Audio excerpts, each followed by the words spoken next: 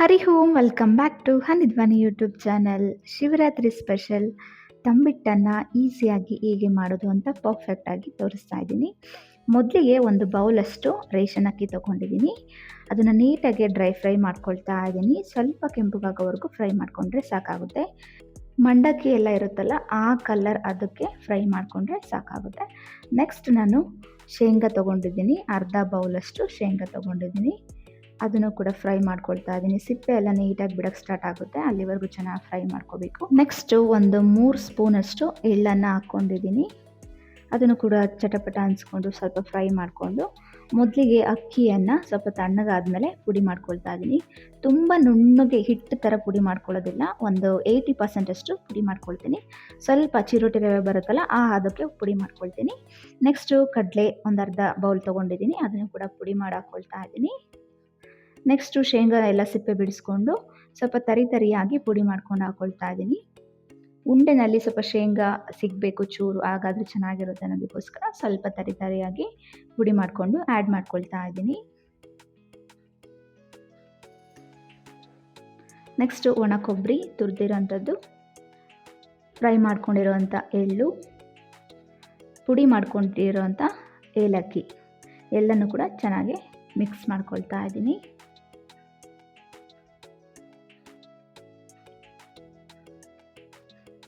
So ಈಗ ಪರ್ಫೆಕ್ಟಾಗಿ mixture ರೆಡಿಯಾಗಿದೆ. ಈಗ ಒಂದು ಪಾತ್ರೆಯಲ್ಲಿ 1 ಟೀ ಲೋಟ ಅಷ್ಟು ನೀರು ಹಾಕ್ಕೊಂಡು ಬೆಲ್ಲ ಕರಗಿಸ್ಕೊಳ್ತೀನಿ. ಇಲ್ಲಿ ಬೆಲ್ಲ ಕರಗಿಸ್ಕೊಳ್ತಿರೋದಷ್ಟೇ, ಪಾಕ ಎಲ್ಲ ಏನು ಮಾಡ್ಕೊಳ್ತಾ ಇಲ್ಲ. ಈಗ ಬೆಲ್ಲ ಕರಗಿದಾದ್ಮೇಲೆ ಫಿಲ್ಟರ್ ಮಾಡ್ಕೊಳ್ತೀನಿ. ಕಸರು ಏನಾದರೂ ಇದ್ದರೆ ಸಪ್ರೇಟ್ ತೊಗೊಳ್ಳಿ ಅಂತ.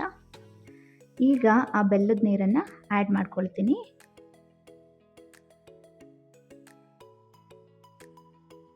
ಬೆಲ್ಲದ ನೀರು ಸ್ವಲ್ಪನೇ ನೋಡಿಕೊಂಡು ಹಾಕ್ಕೊಂಡು ಒಂದು ಪರ್ಫೆಕ್ಟ್ ಟೆಕ್ಸ್ಚರ್ ಬರೋವರೆಗೂ ಮಾಡಿಕೊಂಡು ನಿಧಾನಕ್ಕೆ ಬಿಸಿ ಇರುವಾಗಲೇ ಉಂಡೆ ಕಟ್ಕೋಬೇಕು.